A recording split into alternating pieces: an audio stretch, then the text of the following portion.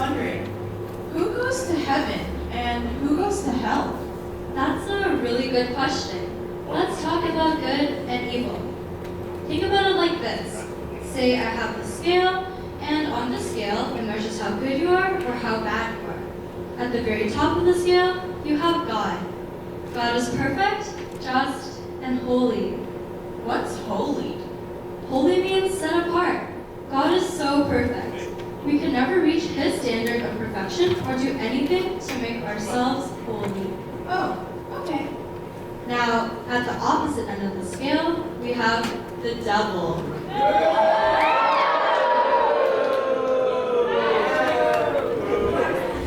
Just pure evil. Now, let's try and fill in the gaps. Say a step down from God are the extremely righteous people. For example, Martin Luther King Jr. or Mother Teresa. All around, good people who are remembered for doing really good things for others. Another step down from that, people are still pretty good. But not as good as Mother Teresa. Exactly. Let's say these are the people who volunteer every week at the soup kitchen. They give regularly to charity and never say anything mean about anyone. And then you have the people who don't really stand out at all. They don't do anything good or bad. They're just mediocre. Their desire in life is to just coast by, and they make no extra effort in any given situation. So I guess right above the devil are bad people? Right. These are the worst of the worst. People who did absolutely nothing to contribute to society or to those around them. They do more harm than good. Got it. This is starting to make sense. Great. So, where would you place yourself on this scale? Well, definitely not with the bad people. And I'm no Mother Teresa, but I do good things. I don't just coast by like some people, so maybe right above them. Okay, so where do you think the cutoff is for those who will get to heaven? Would it be right below yourself? The mediocre group? That's tough. I know I'm not one to determine who gets into heaven, but I think most people would agree and say the good people should go to heaven. I guess that means the mediocre and below go to hell.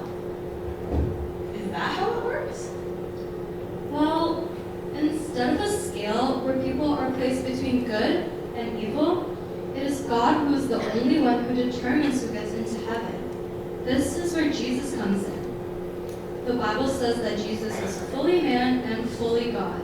He was perfect and holy. He was the only one who deserved to go to heaven, but instead was crucified on a cross. Crucified? Why? He was crucified for all the bad things that other people did.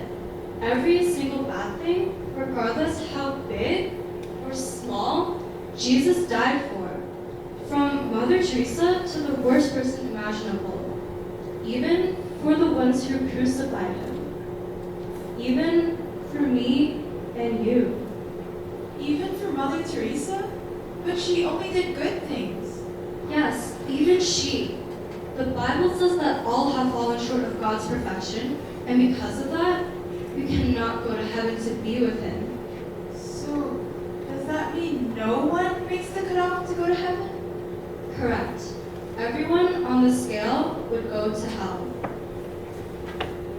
But the story doesn't just end there. Jesus died for us, and 3 days later, He came back to life. Because Jesus was perfect and did not deserve to die, but chose to die on our behalf, He promises that everyone who accepts His sacrifice can receive Jesus' perfect account. So, instead of a scale, it is only through Jesus that we can go to heaven, not because of the good or bad things we have done.